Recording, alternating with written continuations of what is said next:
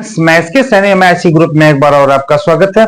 और आज हम बहुत महत्वपूर्ण प्रश्नों के संग्रह के साथ आए हैं जो उत्तर प्रदेश पुलिस परीक्षा कांस्टेबल 2024 में 18/2/2024 को प्रथम पाली में एग्जाम हुआ था और किन्हीं कारणों से वो निरस्त हो गया था। तो उसी प्रश्न पत्र का हम व्याख्या के साथ हल लेकर के आए हैं जो आपके आगामी 18 या 20 जून को संभावित डेट निर्धारित किया गया है। तो उसके सहयोग के लिए मैं आपके सामने ये जीएस का ये 40 प्रश्न लेकर के आया हूं। आइए सबसे पहला प्रश्न देखते हैं कि निम्नलिखित में से कौन सा अम्ल पालक में मौजूद होता है। तो जो सही उत्तर आपका सी सही है। जो एक्सैलिक एसिड है ये पालक में आपका मौजूद होता है। पालक में ऑक्सैलिक एसिड, दही में लैक्टिक और नींबू में सिट्रिक और सिरका में जो है आपका एसिटिक एसिड पाया जाता है। तो इस तरह से हमने देखा कि एक प्रश्न के साथ चार प्रश्न का हम तैयारी कर ली। यहां पे सोल्डरिंग विद डिग्निटी निम्नलिखित में से किसी एक दिग्गज भारतीय सैन्य अधिकारी पर लिखा गया उपन्यास है। यानी भारत में एक दिग्गज जो सैन्य अधिकारी के रूप में यह निबंध लिखा गया था, तो वो कौन सा एक दिग्गज जो सैन्य अधिकारी था, इसमें से नाम पूछ रहा है। तो ऑप्शन डी सही है, फील्ड मार्शल सैम मानेकशॉ। यानी इन्हीं के ऊपर यह जो उपन्यास है वो लिखा गया था। लेकिन यह उपन्यास किसने लिखा था, तो यह पुस्तक लिखने वाले जो है वो दीपिंदर सिंह है। दीपिंदर सिंह ने सोल्डरिंग विद डिग्निटी नामक उपन्यास जो है ये फील्ड मार्शल सैम मानेकशॉ के ऊपर लिखा था। तो एक साथ आपका कई प्रश्नों का उत्तर यहाँ पे मिल जाता है। भारतीय संविधान के अनुसार अनुच्छेद 14 से 18 निम्नलिखित में किस अधिकार से संबंधित है। यानी अनुच्छेद जो 14 से 18 है वो किस अधिकार से संबंधित है। तो ऑप्शन डी सही है, समता का अधिकार। समता के अधिकार से संबंधित अनुच्छेद 14 से 18। इसका भी मैंने थोड़ा सा जिक्र कर दिया है। यहाँ पे आइए इसका डिटेल में। शोषण के विरुद्ध अधिकार अनुच्छेद 23 से 24 के अंतर्गत आता है। धर्म की स्वतंत्रता का अधिकार अनुच्छेद 25 से 28 के बीच में आता है। और संवैधानिक उपचारों का अधिकार अनुच्छेद 32 से 35 आता है। और समता का अधिकार अनुच्छेद 14 से 18 आता है। तो इसलिए सही उत्तर जो है आपका डी सही था, समता का अधिकार। नेक्स्ट चलते हैं। निम्नलिखित में से कौन सा दिन अंतर्राष्ट्रीय श्रमिक दिवस के रूप में मनाया जाता है। तो 1 मई जो है वो अंतर्राष्ट्रीय श्रमिक दिवस के रूप में मनाया जाता। तो ऑप्शन डी सही है। उत्तर प्रदेश में वुमेन पावर लाइन WPL के लिए संपर्क नंबर क्या है। तो 1090 है, यानी 1090 है, 1090 है। यानी यहाँ पे 1090 है जो वुमेन पावर लाइन के लिए यह। इसकी शुरुआत 5 नवंबर 2012 को तत्कालीन मुख्यमंत्री श्री अखिलेश यादव जी द्वारा महिलाओं पर अत्याचारों के रोकथाम के लिए यह किया गया था। एक महिला सशक्तिकरण हेतु यह किया गया था और अखिलेश यादव जी के द्वारा यह योजना लाया गया 5 नवंबर 2012 को। नेक्स्ट चलते हैं कि मामल्लपुरम उत्सव निम्नलिखित में से किस राज्य का त्योहार है। तो यह जो तमिलनाडु का यह एक त्योहार है। तमिलनाडु का यह त्योहार है जो मामल्लपुरम तमिलनाडु और कावेरी जो संकरन कर्नाटक और इको डिस्ट्रिक्ट जो है ओडिशा का और इंडिया जो है वो गुजरात का। तो इस तरह से हम देखें डांडिया जो है गुजरात का। ये सारे का हमने आपको एक यहाँ पे उत्तर लिख दिया है ताकि आपको कोई दिक्कत ना हो। ये इसका हो गया और जो है संक्रांत कर्नाटक का ये आपका इसका हो गया और ये जो है आपका गुजरात का ये हो गया आपका। तो इस तरह से ये हो गया आपका उड़ीसा का। तो ऑप्शन डी सही है। ऑप्शन क्या है, डी सही है छठे का। नेक्स्ट जो है कारपोरेट को राष्ट्रीय विकास में प्रभावी योगदानकर्ता बनाने के लिए नियामक और प्रशासनिक ढांचे की जिम्मेदारी भारत के निम्नलिखित में से किस मंत्रालय के अंतर्गत आता है।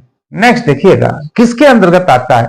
तो ऑप्शन ए सही है, कारपोरेट मामलों का जो मंत्रालय होता है वो उसी के अंतर्गत ये जिम्मेदारी आता है। इसलिए ऑप्शन आपका ए सही है। नेक्स्ट चलते हैं, भौतिक अनुसंधान प्रयोगशाला मुख्य परिसर निम्नलिखित में से कहां स्थित है? तो ये है आपका सही उत्तर है आपका अहमदाबाद। इतना इजी प्रश्न नहीं आया था उत्तर प्रदेश पुलिस परीक्षा का जो सामान्य अभ्यर्थी इसको कर ले जाए, ये टफ था। इसलिए आप ऐसे मत सोचिए कि पुनः जो एग्जाम होगा वो बहुत इजी होगा, टफ इससे भी टफ हो सकता है। तो इसलिए बड़ी गंभीरता से इस तरह के प्रश्नों का आप अध्ययन करें। नेक्स्ट चलते हैं 90 नंबर पे, निम्नलिखित में से कौन सा उत्तर प्रदेश जिलों में सर्वोच्च रैंकिंग वाले पुलिस अधिकारी हैं? कमिश्नरी के अलावा, कमिश्नरी के आपको अलावा बताना है। तो इसमें आपका एसपी होता है, पुलिस अधीक्षक, जो इसमें सबसे बड़ा अधिकारी होता है। कमिश्नरी प्रणाली वाले जिलों में सर्वोच्च रैंकिंग वाला अधिकारी पुलिस कमिश्नर होता है, जो कमिश्नरी प्रणाली वाला जिला वहां पे। नेक्स्ट चलते हैं, निम्नलिखित में से कौन सा व्यय केंद्र सरकार की भौतिक या वित्तीय संपत्तियों के निर्माण के अलावा अन्य उद्देश्यों के लिए किया जाता है? तो ये राजस्व व्यय के लिए, जो ऑप्शन डी सही है आपका, राजस्व व्यय के लिए। नेक्स्ट चलते हैं हम कि प्राचीन जैन और बौद्ध ग्रंथों के अनुसार कितने महाजनपद थे? यानी प्राचीन जैन और बौद्ध ग्रंथों के हिसाब से कितने महाजनपद थे? तो 16 महाजनपद थे। कितने महाजनपद थे? 16 महाजनपद थे। और इन 16 महाजनपदों का यहाँ पे हम नाम कर दिया है, अंग, मगध, काशी, कौशल, मल्ल, भज्जी, कुरु, चेदी, वत्स, पांचाल, मत्स्य और सूरसेन, अस्मक, गंधार, अवंती, कंबोज। यानी हम कह सकते हैं कि जो 16 महाजनपद है, ये 16 महाजनपद आपका यहाँ पे हमने डिटेल भी कर दिया है ताकि आपको ढूंढने में कोई असुविधा ना हो। इसीलिए मैं व्याख्या के साथ इसका अध्ययन आपको करा रहा हूं। अगर मेरे चैनल पर नए हो तो सब्सक्राइब और लाइक करना ना भूलें। निम्नलिखित में से किस घटना के कारण मोहनदास करमचंद गांधी ने 1922 में असहयोग आंदोलन स्थगित कर दिया? मोहनचंद्र जो गांधी जी थे, किस घटना के कारण जो असहयोग आंदोलन था उसको क्या कर दिया? स्थगित कर दिया। तो ऑप्शन डी सही है, चौरी चौरा घटना। चौरी चौरा घटना जनपद गोरखपुर जिले के अंतर्गत आता है, देवरिया से वो सटा हुआ है। नेक्स्ट, चौरी चौरा घटना 5 फरवरी 1922 को गोरखपुर के चौरी चौरा में आक्रोशित भीड़ द्वारा पुलिस स्टेशन में आग लगने से 22 पुलिसकर्मी जल गए थे। 5 फरवरी 1922 को चौरी चौरा हत्याकांड एक अंजाम के रूप में होता है, जिसमें 22 पुलिसकर्मी वो जल करके मर जाते हैं उसी थाने में। नेक्स्ट, निम्नलिखित में से कौन सी फसल खरीफ की फसल नहीं है? रबी, खरीफ और जायद 3 तरह की फसलें होती हैं। तो इसमें जो गेहूं है वो क्या है? वो खरीफ फसल नहीं है, वो खरीफ फसल नहीं है। ये जो है ये रबी की फसल है। ये रबी की फसल जो नवंबर में जिसकी बुआई होती है वो रबी की फसल के अंतर्गत आता है। ये मैं यहाँ पे डिटेल कर दिया हूं। भारत में 3 प्रमुख ऋतु है जो निम्न है। पहला है खरीफ फसल, यानी चावल, कपास, जूट, ज्वार, बाजरा, ये अरहर जून से सितंबर तक यह बोया जाता है। जून से सितंबर तक यह बोया जाता है। रबी फसल क्या होता है? ये अक्टूबर नवंबर में बोई जाती है और मार्च अप्रैल में काटी जाती है, जैसे गेहूं, चना, सरसों, मसूर आदि। जायद फसल यह एक अल्पकालिक ग्रीष्मकालिक फसल है जो रबी फसल की कटाई के बाद बोई जाती है। तरबूज, खीरा, ककड़ी, सब्जियां एवं चारे की फसल जो है वो जायद फसल के अंतर्गत आता है, जो इस समय हम उसका आनंद ले रहे हैं। गर्मी में तरबूज खा रहे हैं, ककड़ी खा रहे हैं, खीरा खा रहे हैं।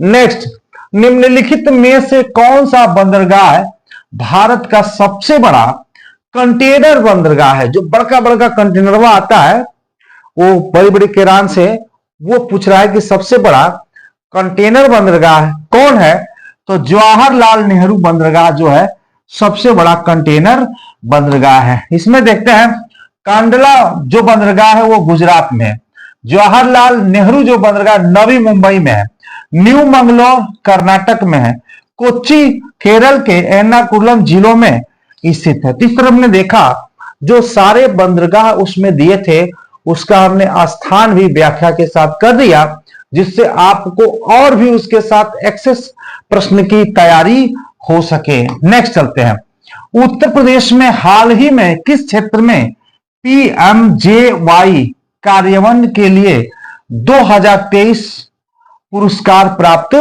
किया है उत्तर प्रदेश।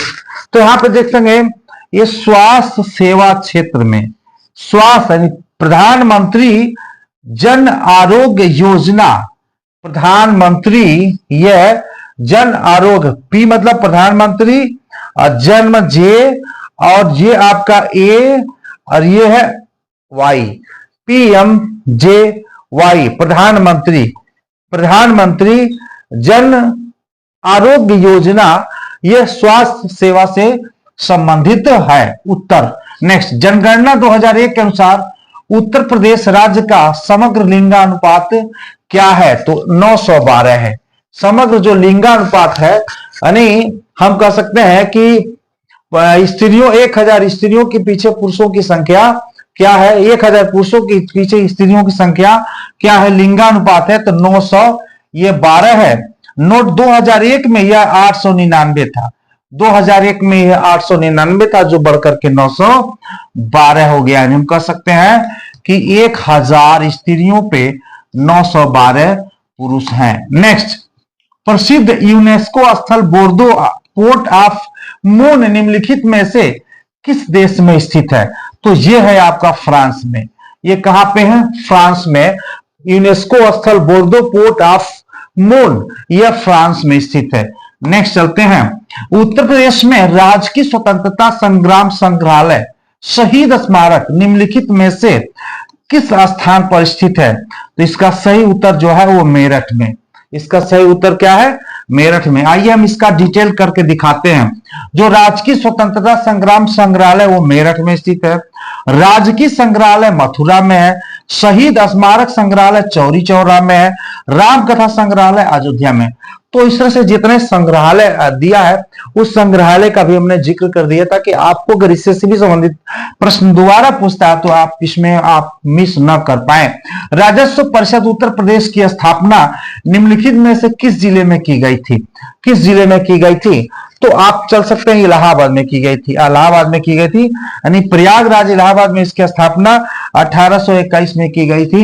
यानी राजस्व परिषद उत्तर प्रदेश की स्थापना प्रयागराज में की गई थी, 1881 में की गई थी। नेक्स्ट चलते हैं, देखते हैं कि अंतर्राष्ट्रीय श्रम संगठन OIL ने बाल श्रम वैश्विक विस्तार और इसे खत्म करने के लिए आवश्यक कार्रवाई और प्रयासों पर ध्यान केंद्रित करने के लिए 2020 में बाल श्रम के खिलाफ, बाल श्रम यानी जो जिनकी उम्र 18 साल से कम है उनके श्रम के खिलाफ विश्व दिवस की शुरुआत की और प्रत्येक वर्ष विश्व बाल निषेध दिवस किस तारीख को मनाया जाता है, यानी प्रत्येक वर्ष विश्व बाल श्रम निषेध दिवस, यानी कहने का मतलब यह है कि जो नाबालिग है उनसे हम किसी तरह का जो निर्माण कार्य से संबंधित या सेवा से संबंधित हम प्रयोग नहीं कर सकते हैं। तो वो है आपका 12 जून को, 12 जून को प्रत्येक वर्ष विश्व बाल श्रम निषेध दिवस के रूप में मनाया जाता है 12 जून को। प्रश्न नंबर हम 21 के तरफ चलते हैं, निम्नलिखित में से किस विशेष बल को विमान और हवाई अड्डों पर अपहरण और इसी तरह की सुरक्षा स्थितियों का जवाब देने के लिए विशेष दल बल के रूप में नियुक्ति किया जाता है। यानी हम कह सकते हैं जो एयरपोर्ट होता है वहां पे जो प्लेन होता है उन प्लेन के अपहरण न हो भारत में भी, कई बार प्लेन का अपहरण हुआ था, कंधार कंधार प्लेन अपहरण का भी आप देखे होंगे, उस पर मूवी भी आई थी। तो इस तरह से हम कह सकते हैं कि उसकी सुरक्षा के लिए किस तरह के फोर्स बल की स्थापना की गई, तो हम कह सकते हैं कि एनएसजी यह विशेष बल है जो एयरपोर्ट पे उनके अपहरण को रोकने के लिए इस तरह के फोर्स की स्थापना की गई, जिसको बोलते हैं national security guard, national security guard NSG. तो नेक्स्ट हम 22 पे चलते हैं कि निम्नलिखित में से किस राज्य के ब्लॉक ने नीति आयोग द्वारा घोषित aspiration block programme ABP, aspiration block programme ABP की पहली डेल्टा रैंकिंग में दूसरा स्थान प्राप्त किया है। मतलब इस राज्य में जो एबीपी की डेटा रैंकिंग में दूसरा स्थान कौन सा प्राप्त किया है, तो दूसरा स्थान प्राप्त किया है आपका उत्तर प्रदेश। उत्तर प्रदेश का जो कौशाम्बी जिला है, आइए देखते हैं, आसिफाबाद तेलंगाना का एक जिला है जो वो प्रथम रैंकिंग में एवं जो कौशाम्बी जिला उत्तर प्रदेश का है उसे दूसरा रैंकिंग प्राप्त हुआ है। अगर इस बार पूछ लिया पहला रैंकिंग किसका है, तो इसलिए मैंने बता दिया कि आसिफाबाद तेलंगाना का प्रथम ये रैंकिंग है और उत्तर प्रदेश का कौशाम्बी द्वितीय रैंकिंग है। तो यहां पे इसकी व्याख्या के साथ हम अध्ययन कर रहे हैं। रूस यूक्रेन संघर्ष क्षेत्र से भारतीय नागरिकों को निकालने के लिए भारत द्वारा शुरू किए गए ऑपरेशन का नाम निम्नलिखित में से कौन सा है। यानी जो रूस और यूक्रेन के बीच युद्ध हो रहा है, उस युद्ध से भारतीयों को बचाने के लिए भारत के द्वारा किस ऑपरेशन के तहत अपने यहाँ के जो छात्र थे उनको बचाया गया, जो वहां पे कार्मिक थे उनको बचा करके भारत लाया गया। तो इसका नाम था operation Ganga. Mission operation Ganga के तहत रूस और यूक्रेन के बीच हो रहे युद्धों से बचा करके लाया गया।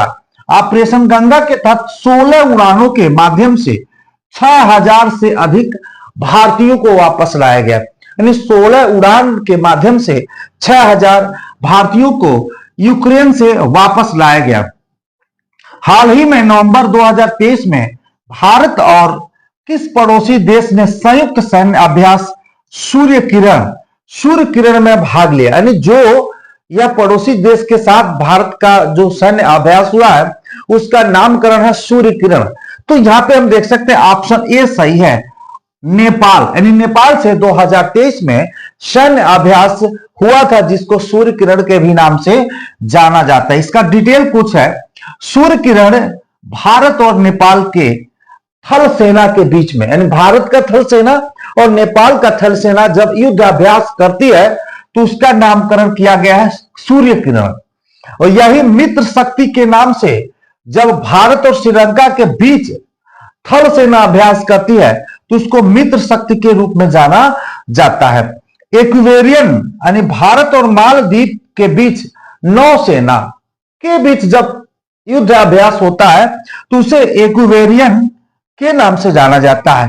और यही अजय वॉरियर यानी भारत ब्रिटेन के बीच जब थल सेना का युद्ध अभ्यास किया जाता है तो उसे अजय वॉरियर कहा जाता है। तो इसलिए कुछ पूछ सकता है कि अजय वॉरियर संबंधित है भारत ब्रिटेन नौसेना से, थल सेना से या मतलब जल सेना से। तो इस तरह से हम देख सकते हैं कि यह जो है उत्तर है आपका सूर्य किरण था भारत नेपाल के बीच।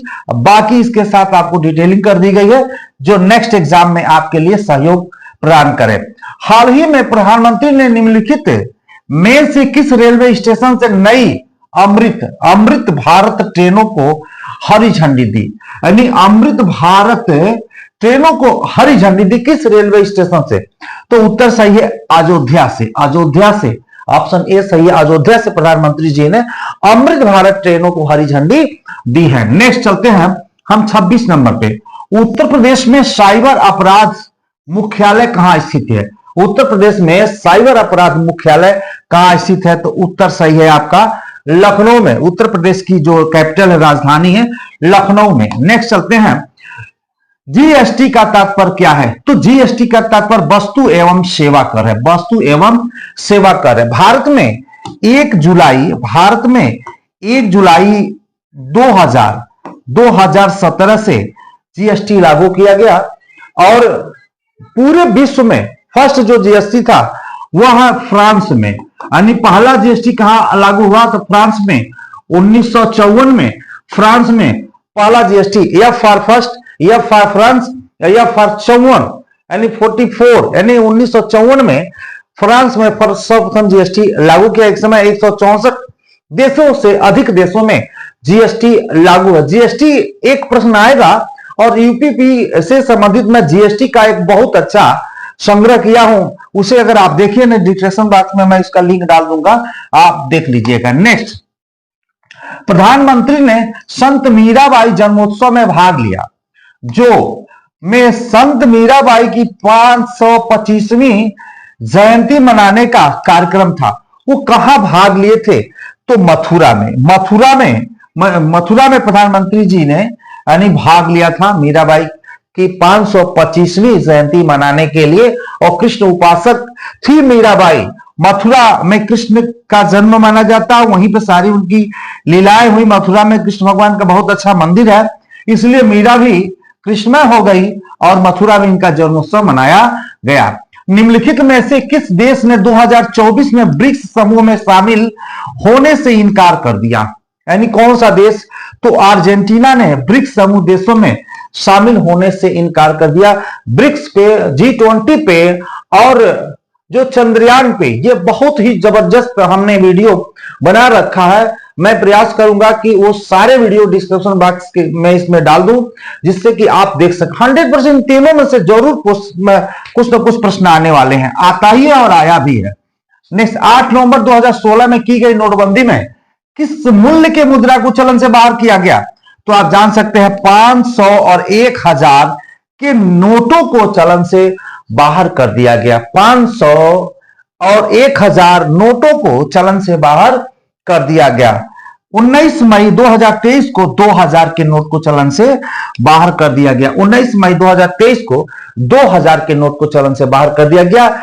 और इसके बाहर करने के बाद जब यह बाहर हुआ था तो 500 का नोट और आप काम कर सकते हैं कि 2000 का नोट जारी किया गया था, जिसमें 2000 के नोट को भी 19 मई 2023 को चलन से बाहर कर दिया गया। निम्नलिखित में से किस प्रसिद्ध लेखक को उपन्यास सम्राट के नाम से जानते हैं? तो मुंशी प्रेमचंद्र को उपन्यास सम्राट के नाम से जानते हैं। इनके द्वारा लिखित कुछ उपन्यास यहाँ पे है, जैसे गोदान है, गवन है, यहाँ पे गवन है, कर्म भूमि है, निर्मला है, कायाकल्प है, सेवा सदन आदि उपन्यासों की रचना मुंशी प्रेमचंद्र के द्वारा की गई है। व्याख्या के साथ इसलिए बता दिया जा रहा है कि हो सकता है कि इसमें से कोई एक पूछ दे, तो वहां पे आप किसी तरह से कंफ्यूज ना हो। हाल ही में चिराग चंद्रशेखर शेट्टी ने किस खेल से संबंधित मेजर ध्यानचंद खेल रत्न पुरस्कार किया था 2023 में? क्योंकि इस बैडमिंटन में, उत्तर आपका है बैडमिंटन। हम कह सकते हैं कि खेल के क्षेत्र में सर्वोच्च पुरस्कार के रूप में मेजर ध्यानचंद खेल रत्न पुरस्कार दिया जाता है। मैं बता दूं, मेजर ध्यानचंद जी हॉकी के जादूगर के भी नाम से जाने जाते हैं, जिनका जन्म झांसी में हुआ था, झांसी में, उत्तर प्रदेश के झांसी में हुआ था। और इनका जो जन्मोत्सव है, हम कह सकते हैं जन्म दिवस है, 29 अगस्त को खेल दिवस के रूप में मनाते हैं। यानी कहा जाए कि खेल दिवस कब मनाया जाता है, तो 29 अगस्त को खेल दिवस। किसके जन्म उत्सव के रूप में? तो हम कह सकते हैं मेजर ध्यानचंद के जन्म तिथि के हिसाब से हम खेल दिवस को मनाते हैं। और 29 अगस्त को ही प्रयास होता है कि खेल का जो पुरस्कार, अर्जुन अवार्डेड जो होता है, अर्जुन पुरस्कार होता है, 2004 पुरस्कार होता है, और यह मेजर ध्यानचंद, इससे पहले राजीव गांधी खेल रत्न पुरस्कार के नाम से जाना जाता था। देखिए, मेजर ध्यानचंद खेल रत्न पुरस्कार खेल के क्षेत्र में सर्वोच्च पुरस्कार है। पहले इसे राजीव गांधी खेल रत्न के नाम से जाना जाता था, और राजीव गांधी खेल रत्न 1991 और 1900 92 में इसकी स्थापना की गई थी और तब उस समय 5 लाख रुपए एक पुरस्कार के रूप में दिया जाता, अब तो 25 लाख रुपया दिया जाता है। और इसमें शतरंज के खिलाड़ी, सर्वप्रथम जो शतरंज खिलाड़ी हम विश्वनाथ आनंद थे, वो उन्हीं को इस पुरस्कार से पुरस्कृत किया गया था। पहला पुरस्कार राजीव गांधी खेल रत्न से किसे सम्मानित किया गया था? तो विश्वनाथ आनंद को 1991-92 में दिया गया था, जो खेल का सर्वोच्च पुरस्कार के रूप में इसे जाना जाता था, लेकिन इसका नाम बदल करके मेजर ध्यानचंद खेल रत्न पुरस्कार कर दिया गया। नेक्स्ट चलते हैं हम प्रश्नों की तरफ। निम्नलिखित में से कौन फिलीपींस की राजधानी है? तो मनीला जो है वो फिलीपींस की राजधानी है, मनीला। नेक्स्ट हम देखते हैं, फिलीपींस की राजधानी मनीला है, इंडोनेशिया की राजधानी जकार्ता है, थाईलैंड की राजधानी बैंकॉक है और मलेशिया की राजधानी कुआलालंपुर है। इसलिए हम थोड़ा सा संक्षेप में यहां पे दे दिए। भारत में राष्ट्रीय एकता दिवस किस तारीख को मनाया जाता है? तो 31 अक्टूबर को राष्ट्रीय एकता दिवस के रूप में मनाया जाता है, 31 अक्टूबर को। नेक्स्ट, निम्नलिखित में से कौन सा भारत में पुलिस का सर्वोच्च सम्मान है? तो राष्ट्रपति पुलिस वीरता भारत में पुलिस के क्षेत्र में यह सर्वोच्च पुरस्कार है। 36 नंबर पे चलते हैं। सोशल मीडिया नेटवर्क में पहले जिसे फेसबुक इंक के नाम से जाना जाता था का नाम बदल करके अब क्या कर दिया गया है? तो इसका नाम बदल करके मेटा कर दिया गया। इसका नाम बदल करके क्या कर दिया गया है? मेटा कर। ये सारे पूछे हुए प्रश्न हैं। चंद्रयान 3 के लैंडर का क्या नाम है? तो चंद्रयान 3 के लैंडर का नाम है आपका विक्रम। नेक्स्ट, हाल ही में प्रधानमंत्री ने निम्नलिखित में से किस स्थान पर स्थित भारत के सबसे बड़े सम्मेलन और प्रदर्शनी केंद्र IIC यशोभूमि का उद्घाटन किया? तो हम कह सकते हैं ऑप्शन आपका सही है, नई दिल्ली में इसका उद्घाटन किया गया। नेक्स्ट, आज के लिए इतना ही और नेक्स्ट वीडियो में हम नेक्स्ट जो इसके सॉल्व है लेकर के आते हैं। आज के लिए इतना ही, धन्यवाद।